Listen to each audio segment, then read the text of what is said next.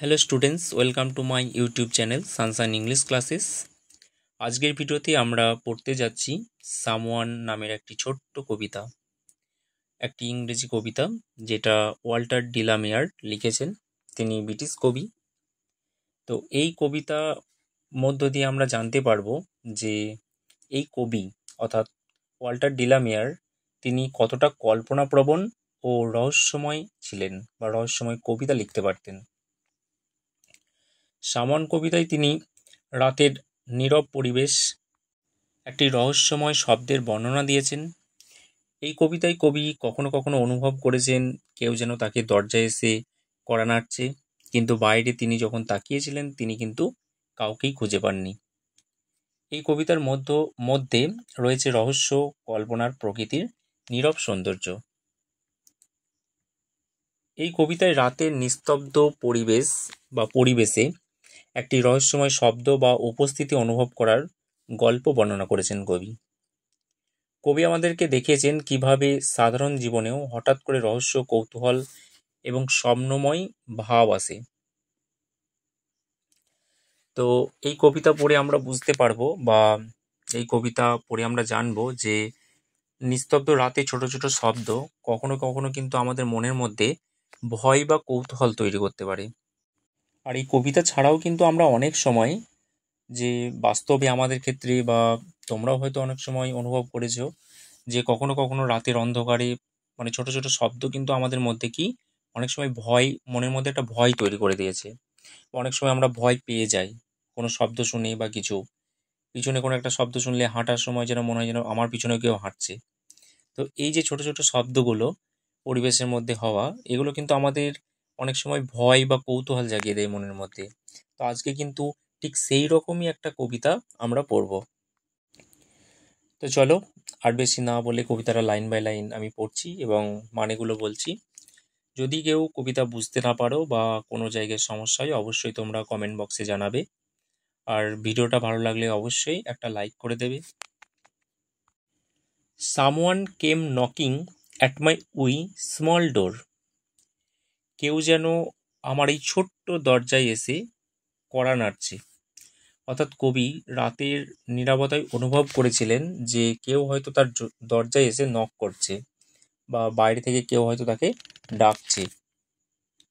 Someone came knocking, I am sure sure sure.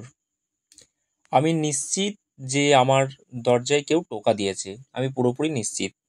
এখানে কবির যে একটা কনফিডেন্স বা কবি যে মানে তার দরজায় কেউ একজন তাকে ডাকছে, যে এটা নিয়ে যে তিনি একদম পুরোপুরি নিশ্চিত, তার জন্য কিন্তু তিনি মানে 3বার শিওর শব্দটা ব্যবহার করেছেন। I listened, I opened, I look to left and right. আমি শুনেছিলাম এবং আমি দরজাটা খুলেছিলাম।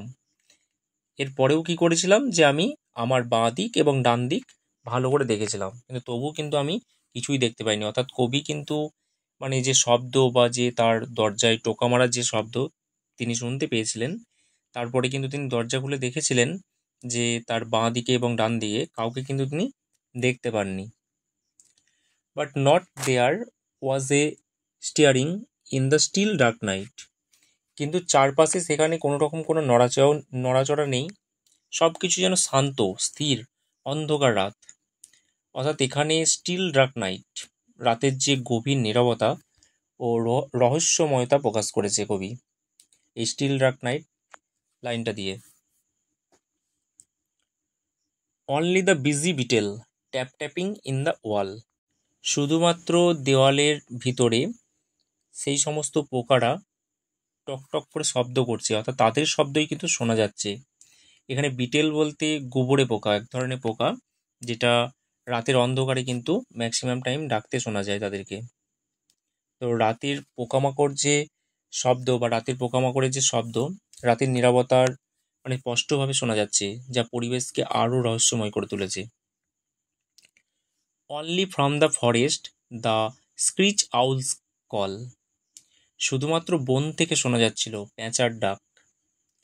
আর আমরা কিন্তু পেঁচার ডাক সাধারণত কখন শুনতে পাই? রাতেই শুনতে পাই।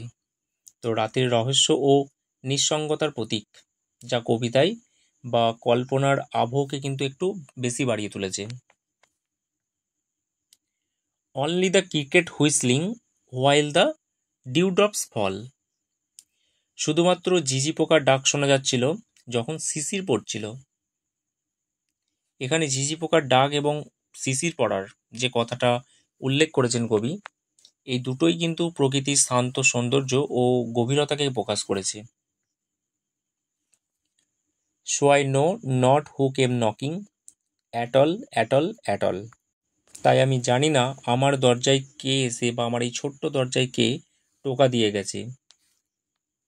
কবি কিন্তু এই শেষ লাইনে এসেও একটা রহস্য রেখে দিয়েছেন যে আমরা জানি না সত্যি কেউ এসেছিল কিনা আদৌ, না শুধু কবির কল্পনা ছিল বা কবির মনের মধ্যে হয়তো কোনো একটা চিন্তা ছিল বা এমন কোনো হয়তো শব্দ শুনেছিল যেটা হয়তো মানে তাকে কেউ বাস্তবে ডাকেইনি, হয়তো কোনো পোকামাকড়ের ডাক বা কোনো কিছু একটা, বা কবির মনের মধ্যে হয়তো ভুল মানে কোনো ভুল ভুল চিন্তা ভাবনা।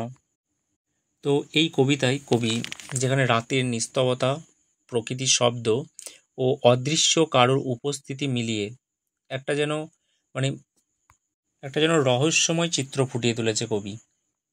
তো এই ছিল কবিতা, খুব ছোট্ট একটি কবিতা, তোমরা পড়ো যারা ক্লাস 8-এ পড়ছো। ভিডিওটা অবশ্যই প্রথম থেকে শেষ অবধি দেখো, কোথাও বুঝতে অসুবিধা হলে অবশ্যই তোমরা জানাবে। তো আজকে এই পর্যন্ত। নেক্সট ভিডিও তোমরা কোন পার্ট থেকে চাও অবশ্যই তোমরা সেটা কমেন্ট বক্সে লিখে দেবে।